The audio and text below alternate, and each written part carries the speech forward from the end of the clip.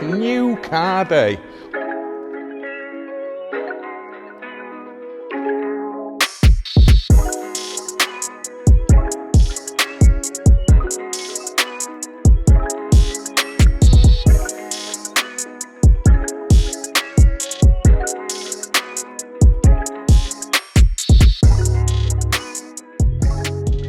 Hi guys, welcome back to the channel. My name's Darren Evans and this is 𝙁𝙀𝙒 Performance. Well, it's new car day.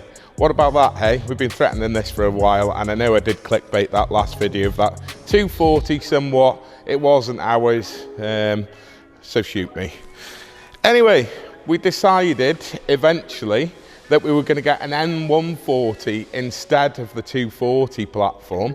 So that's what we did, and we did this with the help of a local company, a local customer to us, who actually helped us source this vehicle. Now, it is the decent spec, so it's got the Pro Nav, it's got the 𝙬𝙬𝙧𝙮, it's got all the bits and bobs, the extras that you'd really need. It has already got some tuning bits on it, including some suspension.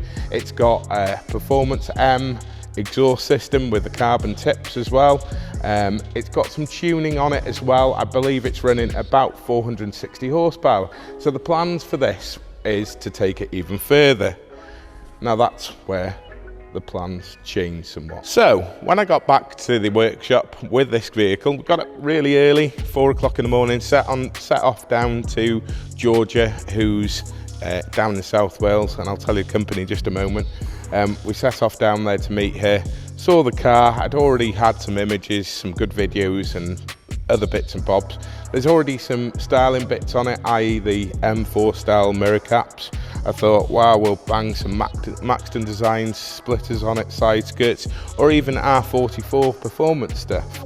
We had plans to upgrade the steering wheel, perhaps some of the flappy paddles as well, and do some other tasteful interior mods. Alongside that, obviously, I mean, this car is designed to take power, so why not take advantage of that and actually push this motor even further? So once I got back, I started looking at the pure turbo setup and thought, yeah, this is probably the route we want to go to. Now, this is where the plot takes a real twist. So yeah, this is where the twist happened, and by twist I mean absolute, well, disaster. So on the Friday morning, I was actually setting off to go away with my family for one of the first times this year for my son's birthday.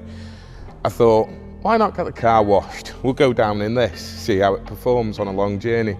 We're setting off for Cambridge. So at 9 AM, our friends down at Custom Wizards were going to wash the car, clean it inside, give it a mini valet and get it ready to go.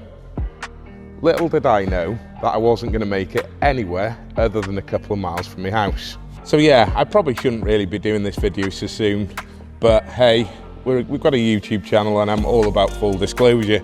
So I pulled up to a set of traffic lights just as they were turning orange, ready to go to red, at which point, especially being as I had my son in the car and to comply with the highway code, I stopped for the red traffic lights. What didn't stop is the Civic behind me. I'm not going to mention any names, but it was someone that was particularly close to me that actually shunted me from behind. Now, yeah, as you can see here, I mean, it doesn't look that bad, but it is bad, let me tell you. So we've got the rear bumper, the diffuser, the Performance M exhaust system, all annihilated, all these bits hanging off. There's a dent in the tailgate. There's some other bits of damage underneath this lip. God knows whatever damage is to the reinforcer and other bits behind. Now, this has filled me with absolute displeasure because it actually cost me the first night away.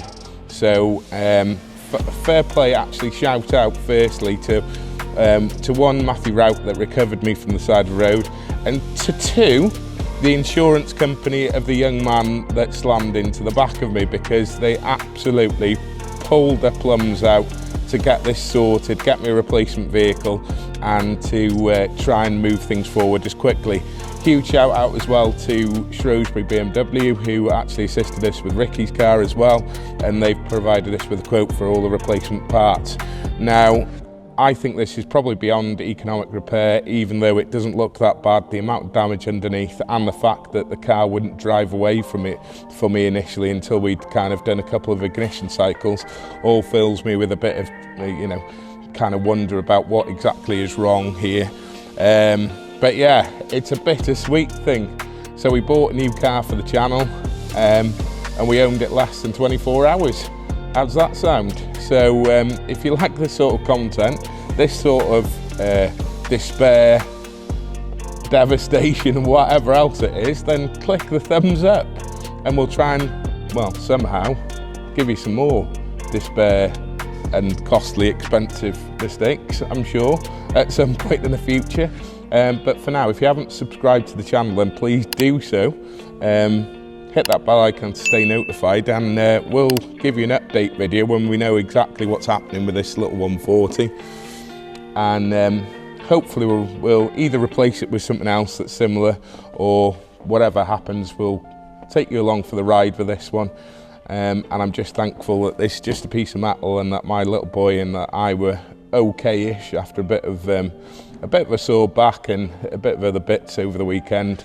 We'll get over it, and we'll all come out the other side kicking and fighting. So stay tuned for the next instalment. Sorry we've been missing in action, but we'll try and keep it consistent going forward. I hope you enjoyed the bank holiday weekend, and we'll see you in the next one.